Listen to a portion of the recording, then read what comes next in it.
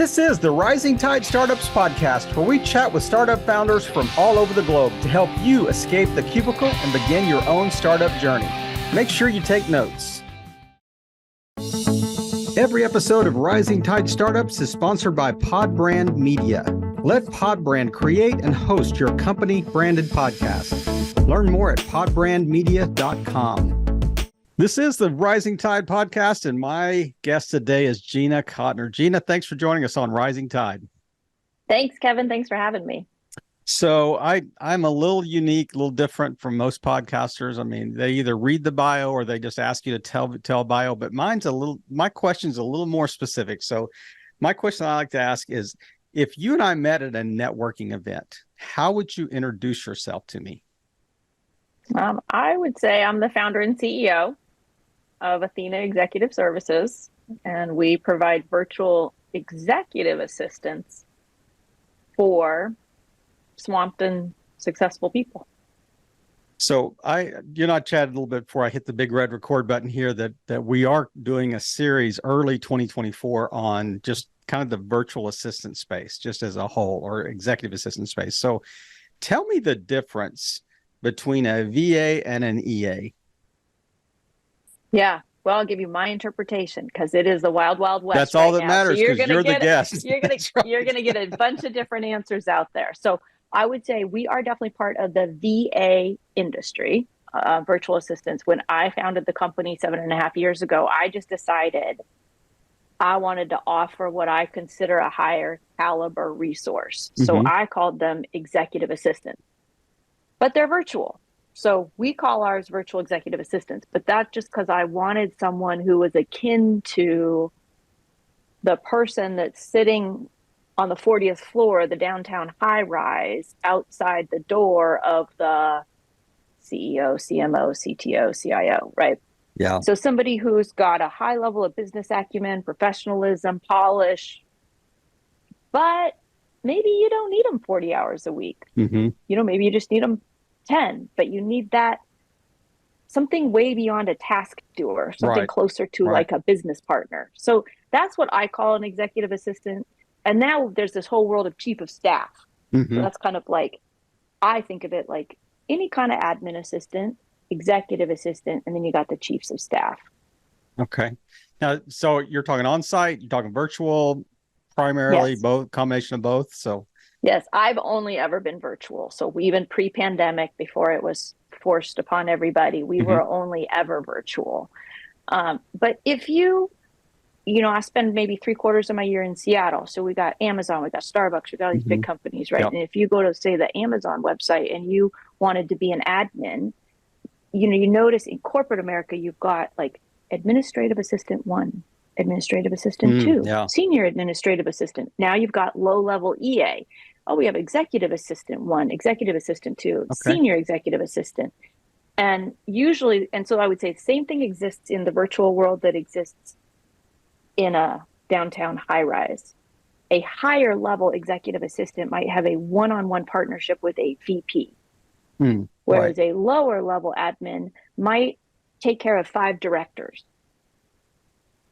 So this is a very short data set that I am drawing all these conclusions from, but I'm thinking there's like 3 pathways to founding like a VA service. One is you were a VA or an EA before, and you just, you got so good at it and other people started asking you about it and you started telling them, then just kind of grew out of that. The second is you hired one that was really effective and you thought there are other people that could use this service. And the third set is just somebody that's just the serial entrepreneur that says, hey, this is just a hot industry right now. I'm going to jump in the middle of it. Which one of those 3 would you classify yourself? I am behind door number 1. So you were one and just thought, hey, there's a lot of people need this service.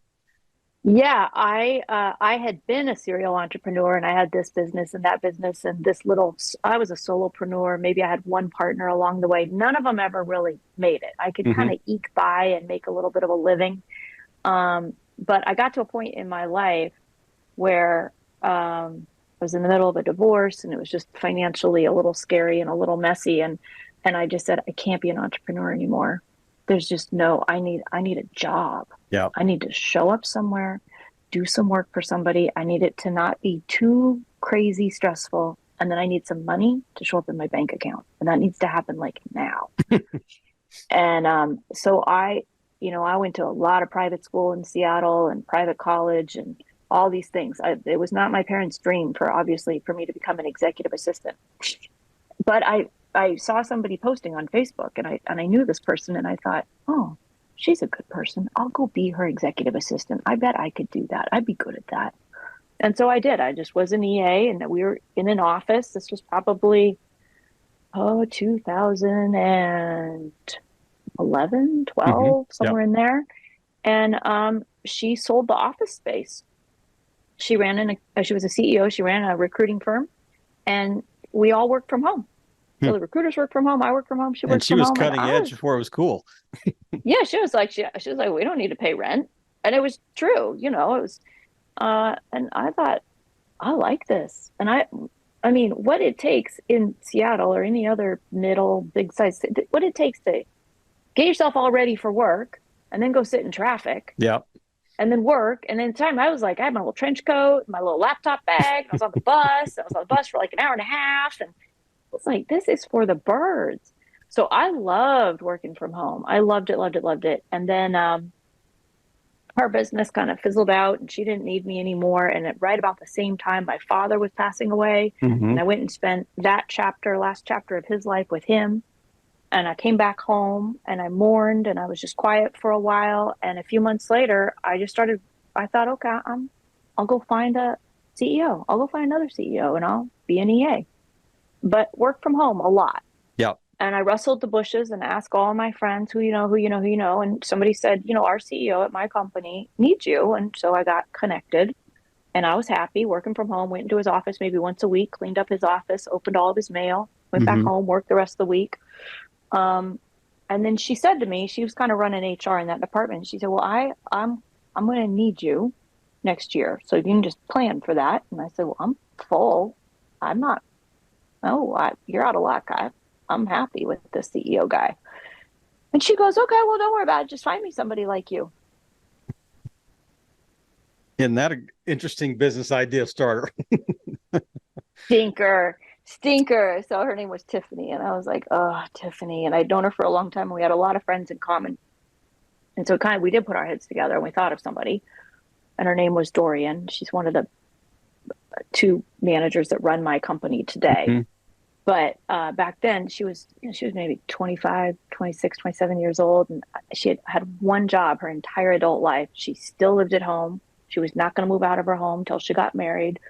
And I said, Tiffany, I think Dorian could be good, but we can't mess up her life. She's still young and you got to be a good client and I'll coach her. And she said, okay, we're going to pay you a little spiff, like a little commission for every hour that Dorian works for me. You coach her and we're going to pay you a little extra for that. I thought, oh, okay, that's fine. We did that. And Dorian and I were happy. And Dorian was down in LA and Tiffany and I were up in Seattle. And then a few months later, she came to me and she said, the directors of our firm waste way too much time on admin work. And by the way, you need to open this as a business.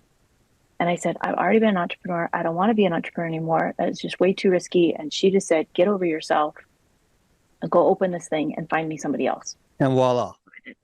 What year did Athena open? 2016. So you were pre-pandemic. You were operating for 3 or 4 years, and then boom, pandemic happened. So walk us through just the quick growth curve from the time you started in 2016 to maybe what it even looks like today. Yeah. So we grew. So in terms of money, gross revenue, we were growing 30 to 40% every year on top of every year Mm-hmm. in the beginning. Yeah. So it was good, but I was still trying to figure out how to get paid. Mm-hmm. It's like on paper, it looked like really, really successful, but I was like, but why do I feel like I still have to like move? I have to do a shell game, like my personal money and then this money and then that Yeah. money, and we'll push this money back here to make Yeah. this payroll. And until finally things there was enough cash flow that it could pay for everything. So it's really funny. I did this 5-year goal planning with my coach, And I said, in year one, we'll make 100,000. In year two, we'll make 200, and three, and 300, and four, and 405, and 500. And I thought, well, that's pretty basic, but I didn't, how else do you go goal setting? You sort of just make it up. And that's pretty much how it went. It just went like that, like 30, 40% gain year over year over year. Now, COVID hit. And so meanwhile, I'm finding more EAs and I'm finding more clients. Mm-hmm. And I'm pairing up the EAs and the clients and the EAs and the clients, and eventually work myself out of a job because wasn't like my life's goal to manage people's calendars and inboxes, Right. So there was the growing of the amount of clients, the growing of the amount of staff, and then the growing of the revenue. Now, then 2020 hits and the pandemic hits, and we lose 40% of our clients. Mm-hmm. And in maybe the first 4 months, and they were all the newest clients. So they were all the people that I would say were not yet married to their EA, maybe still in the honeymoon phase. Yep. And recently had lived without an EA, so they weren't now addicted. Like, I'm now addicted to my EA. Mm-hmm. I will never ever book my own flights ever again. I will, I just am like, oh, there's so much stuff she does. I will never ever ever do that again. They weren't to that point yet. They were still kind of new with their EA. Mm-hmm. So I lose 40% of the clients, and I'm scared. I'm kind of just like every other business owner in the early pandemic. And then it started to heat up, because now I didn't have to convince people of how great it is to work from home and have people working from home. Yep. Now people were like, oh my God, we got to learn how to work from home. Mm-hmm. Oh, you guys already do that? Oh, by the way, could you teach us? Like, what do I Mm-hmm. need to do? We started becoming like, well, yeah, this is all we've ever done. Oh, we got this. Just come along and it'll be painless. We'll make it easy for you. And then the pandemic just threw gas on the fire. Yep. Then we grew kind of like I just had to keep the train on the track. Mm-hmm. There were times in 2021 and 2022 where we had to like literally stop selling. We had a wait list. Yeah. Yeah. We'd start a wait It's a list. nice problem to have. And if you Exactly. have the staff to meet that. But what is your big differentiator? Like, if you had to just identify one thing, what makes Athena unique? What is its USP? Yeah, I think it is there's what it makes it unique for a prospect or a potential client. And I think it is that high caliber nature that you're Mm-hmm. going to get a business partner who's going to go, Kevin, that thing that I keep seeing you move on your calendar? Okay, should we just tell the truth about that? Are you never going to get to the gym this week? Or are you going to get to the gym this week? Right? Like, somebody who's got the confidence and the polish to really be your partner in all your goals. Mm-hmm. Now, what's unique on the back end is that part of why we're able to do that is because if you were an EA with us, you have a performance coach and you have a team. So that EA might be sitting at her dining room table in Kansas City, but if she gets in the weeds today with you, she's got a coach. Mm-hmm. So that's another very unique part of it. At Navicus, we know you spend far too much time on administrative tasks. Let us take those off your plate so you can focus on the highest value activities in your business. We have highly trained, highly vetted specialists ready to take on those administrative responsibilities at an affordable and effective rate. Check us out at navicus.com, proud sponsor of Rising Tide Startups podcast. So, I mean, we hear about VA use cases all the time. Like, here's the 5 things that they are really good at. But what are some? I'm more interested in like the unique use cases that you don't hear about. So, what are 1 or 2 from your experience use cases for? And let's talk primarily about virtual assistants right now, as we're instead of executive assistants. So, what are 1 or 2, use cases that you could identify that you say, you probably wouldn't even think about this, but this is these are things they can do. Yeah, we fell into an interesting niche, which was with financial advisors. Mm. And it was just because we happened to have one, and he loved us, and he went on to become a kind of a big guru. And I wasn't looking for us to do this. But he even said early on, he goes, Gina, your people could do all this back end paperwork that Yeah. all of us financial advisors need. And do you know we pay out the nose for that? You talking And I research thought, primarily? You talking outreach to new clients? What are you talking about? um, all that paperwork that you might deal with your financial advisor. So every year, I've got to meet with my financial advisor, and maybe there's a required mandatory distribution that I've got to take. Okay. Yeah. Yeah. Or Yeah. I have all my money with Charles Schwab from my company that I just worked at, but now I'm over here and we need to move it. Mm. It's all the what I call like client care back end Yeah. paperwork that Yeah. they need to do. Now, your average financial advisor, they just want to go find the next client, go find the next client, Hmm. go find the next client, prepare for them, prepare for them. But they don't want to get bogged down. It's like the real estate industry, which we Hmm. haven't gone into, but there's just so much paperwork, and somebody's got to make sure that Aunt Mabel signed on line 32 Yeah. Yeah. and not on line 33. And that financial advisor is not making a dollar until that paperwork gets signed and that money gets moved.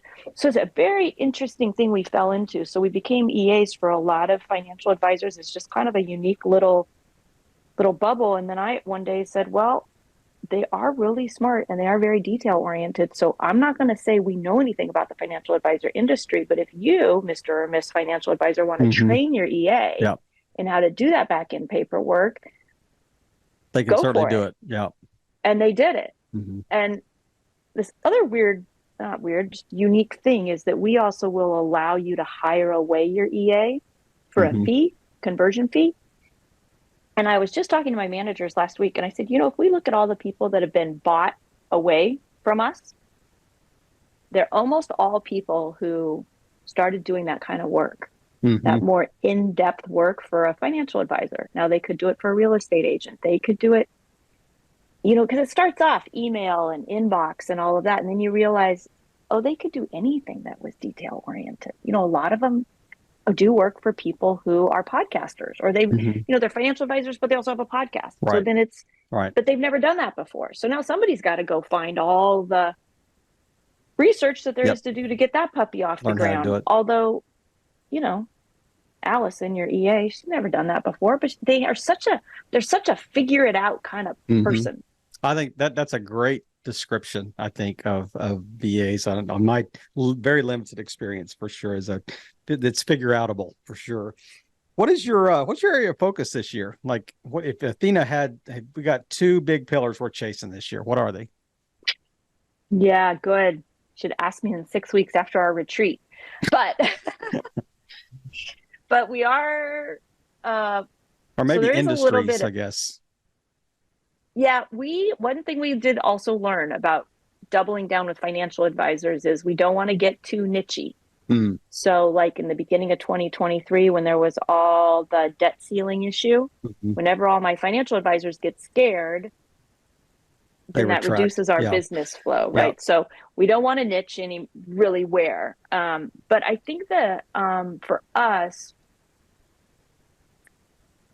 I'm going to call it succession planning light, Mm. meaning my managers someday will likely take this business. And so Hmm. we have been closing the gap between their knowledge and ability to deliver every single aspect of this business. Yeah. And then my brain, I don't hold much. I only work 10 hours a week. They really do run the whole thing, but there are a few views and intuitions and looking that I have that Hmm. they don't quite have yet, and they're hungry for it, and I'm hungry to give it to them. But I consider myself a professional delegator, and it's kind of nebulous. How do you take what is instinctively like, no, you should call our attorney about that. Now, why do I say that, and how do I have them think from where I think from? Hmm. So I'd say they do that about 90% of the time, but I think in 2024, we'll definitely be closing more and more of that gap between being a manager and thinking from where an owner thinks from. Yeah. And that has such And they broad keep telling me, application. sorry, go ahead. That has such broad application. I mean, it is not industry specific. It could be across the map, and Exactly. applications. So. Exactly. And they keep threatening to write a book. So I think we're writing a book, but we'll see. Okay. I'm going to let them drive that. There you go.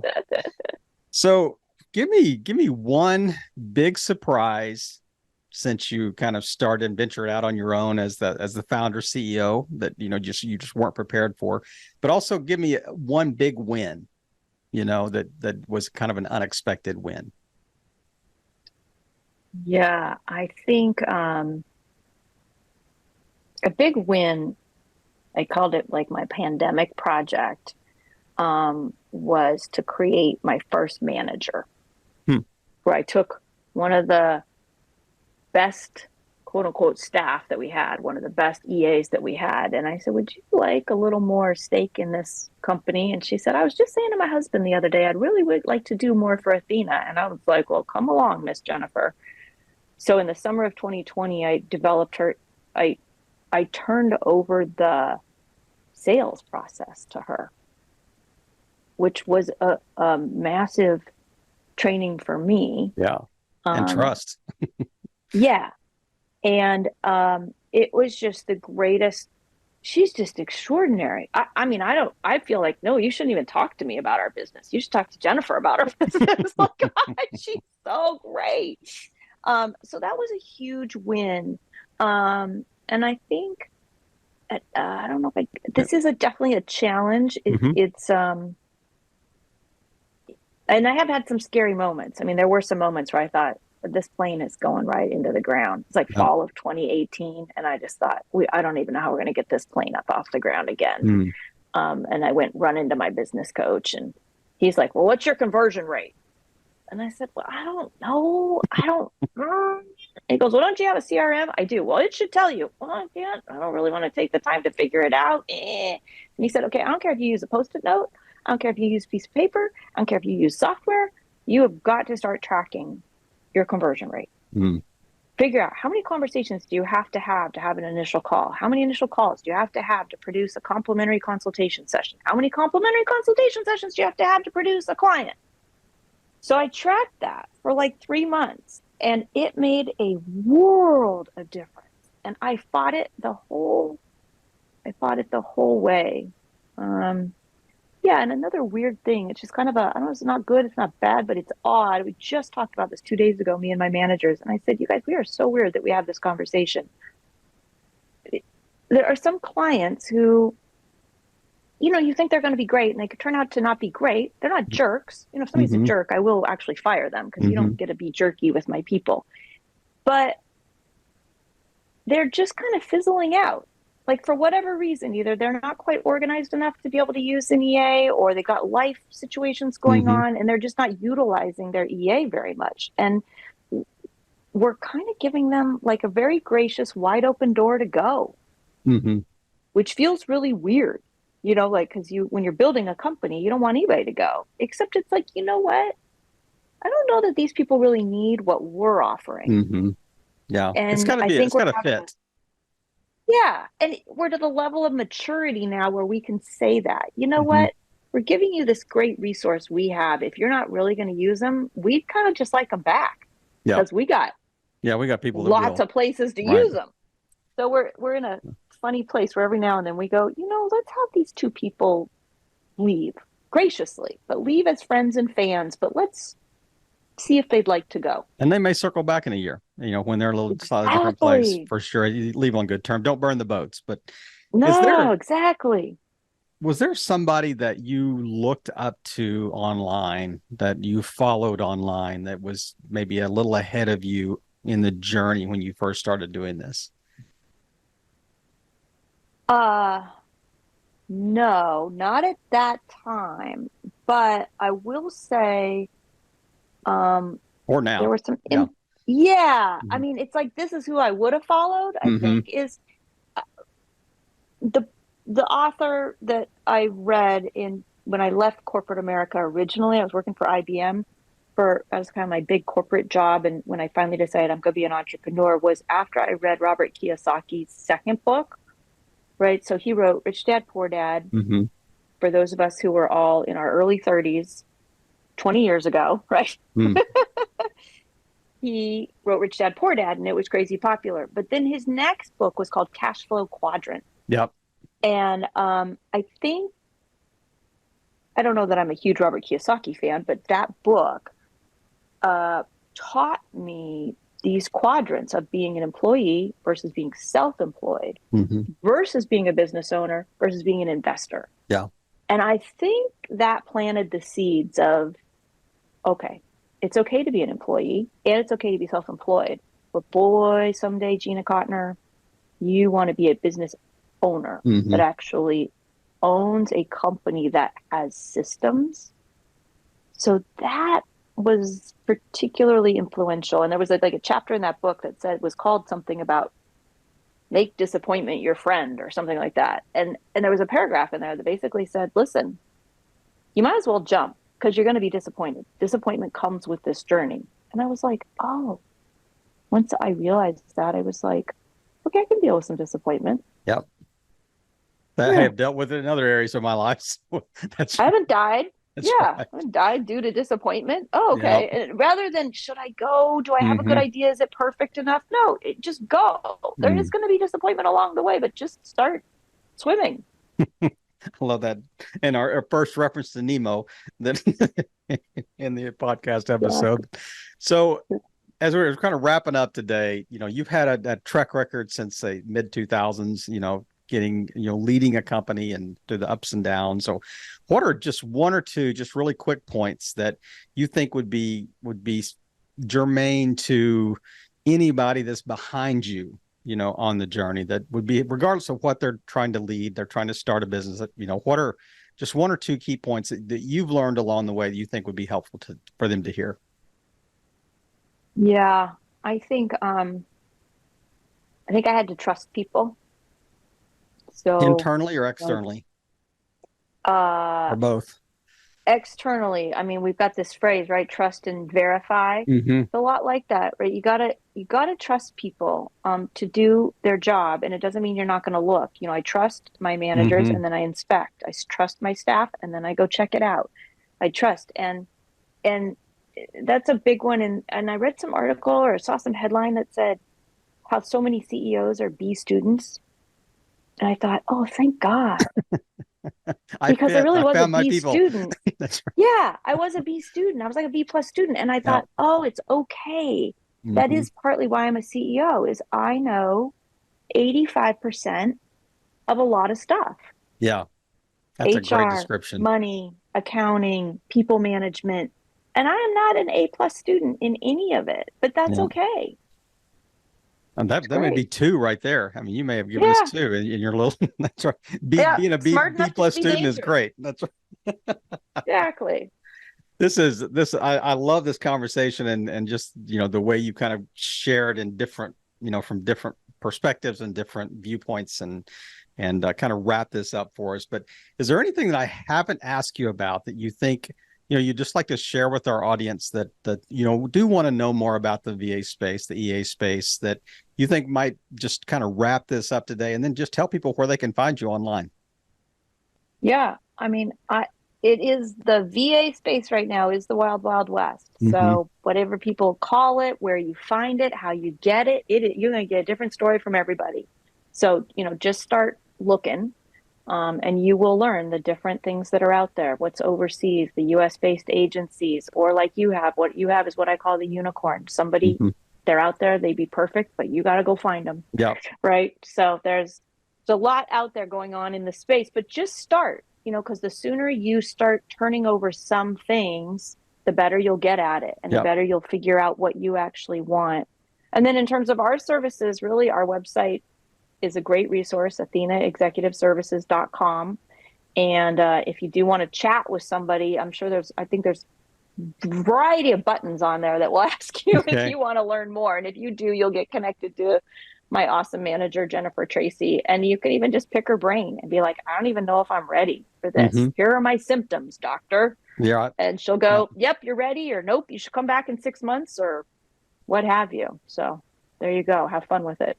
Well, we'll make sure that those are in the show notes, and that this is like we talked earlier. This is going live early 2024, and looking forward to this series. You're the first entry in the VA sweepstakes, so we are going to head down this path as long, like I told you, as long as I can find, good Oh quality man. guests to chat about and to chat about the space, because I think it is so.